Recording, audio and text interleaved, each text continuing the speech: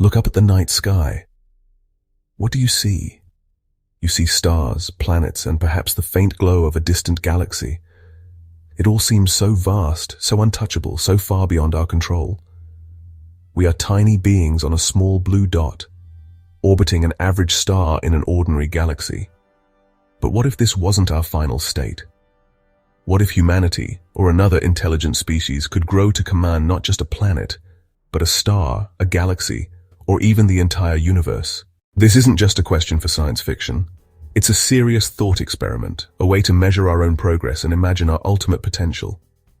It's a journey into the future of intelligence itself, a future that could be grander than anything we can currently comprehend.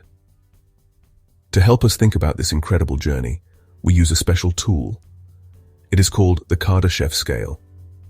It was proposed in 1964 by a brilliant Soviet astronomer named Nikolai Kardashev. He wanted a way to classify civilizations based on one simple thing: the amount of energy they could use.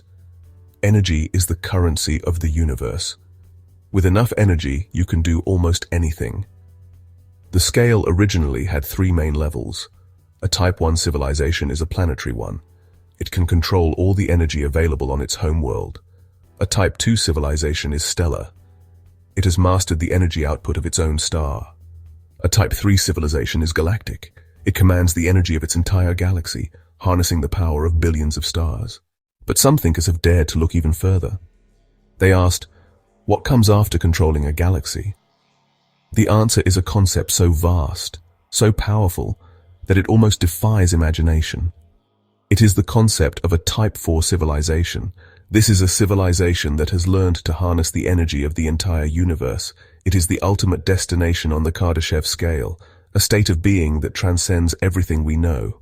Let's try to imagine the sheer power of a Type 4 civilization. For such a civilization, building a Dyson sphere around a star would be like a child playing with building blocks. Harnessing a galaxy would be a routine task. Their projects would be on a universal scale. They might be able to prevent the universe from dying a heat death by reversing entropy. They could reignite dead stars, or create new ones from interstellar gas and dust. They could move entire clusters of galaxies around like pieces on a cosmic chessboard, creating new structures and patterns in the cosmos. They could even tap into the supermassive black hole at the galactic center, a source of energy potentially far greater than that of all the stars combined. They would have a complete understanding of the fundamental laws of nature. They might be able to manipulate wormholes, creating shortcuts through space to travel anywhere in the universe instantly. For a civilization that operates on a universal scale, the tyranny of distance is the first great obstacle to overcome. They would not travel through space. They would command space to bend to their will. This would be the ultimate cosmic subway system. They could create a permanent network of these space-time shortcuts, linking all major galactic clusters. They might be able to create pocket dimensions, small, self-contained universes with customized physical laws, existing outside of normal space-time. Furthermore, their mastery would not be limited to the 3 dimensions of space. They would also command the 4th dimension, time. They could observe the Big Bang firsthand, or visit the final moments of a dying star. This control over time would give them a perspective on the universe that is truly godlike. The sheer amount of information and power controlled by a Type 4 civilization necessitates a new form of consciousness. It would likely have evolved into a singular, integrated, universal consciousness. This would be a collective intelligence of unimaginable scope, a network that incorporates the minds of trillions upon trillions of beings, all linked together into one cohesive whole. It would be a mind that is not just in the universe, but a mind that is the universe. It could perceive everything happening everywhere all at once. Such a consciousness would have a memory that is perfect and absolute. The entire history of the universe could be stored within its structure. The goals and motivations of such a being would be completely alien to us. Perhaps its purpose would be purely artistic or philosophical, seeking to understand the ultimate nature of existence. For a civilization that has achieved everything possible within its own universe, the final frontier may lie outside of it. Modern physics suggests that our universe might not be unique.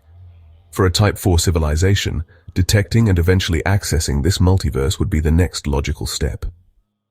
The technology required would be the pinnacle of their achievements. They would encounter universes with different physical laws, different fundamental constants, and perhaps even different dimensions. When a civilization gains the ability to manipulate the fundamental laws of nature and create life from scratch, it steps into a role once reserved for gods. This brings with it the most profound ethical questions imaginable.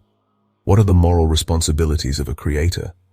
A Type 4 civilization could design and bring forth entirely new ecosystems, new forms of life, and even new sentient species. Would it be right to do so? Imagine it discovers a young, emerging civilization, much like our own, on a distant planet. Would it have the right to intervene in their development? It could easily solve all their problems, but doing so might rob that civilization of its own journey, its own struggles, and its own potential. The civilization would need to develop a system of ethics as advanced as its technology, a moral compass capable of navigating the complexities of creating and managing entire realities. A Type 4 civilization would exist in a state of absolute post-scarcity. With the ability to create matter and energy from the vacuum of space, the very concept of limited resources would become meaningless. Without competition for resources, the traditional reasons for war and conflict would simply evaporate. It would be a state of perpetual peace. Perhaps the new currency would not be matter or energy, but information, experience, and creativity. The end of scarcity could lead to new, unimaginable forms of meaning. When a civilization has conquered all physical challenges and achieved a state of near omnipotence, it will inevitably turn inward. The final and greatest quest would not be for more power, but for meaning. The entire universe, under its perfect control, would become a laboratory for exploring the deepest questions of existence, consciousness, and purpose. The civilization would become cosmic archaeologists, digging through the very fabric of space-time for clues about what, if anything, came before it. Ultimately, the most profound purpose a Type 4 civilization might find is to become a parent to new universes. It could engineer new Big Bangs, carefully setting the physical constants to be as fertile as possible.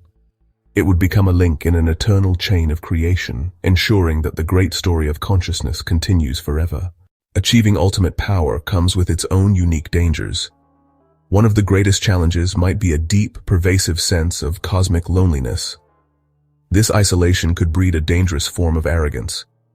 When you are omnipotent within your own reality, it is easy to believe that you are infallible. A mind that encompasses the entire universe could be susceptible to forms of madness that we cannot comprehend.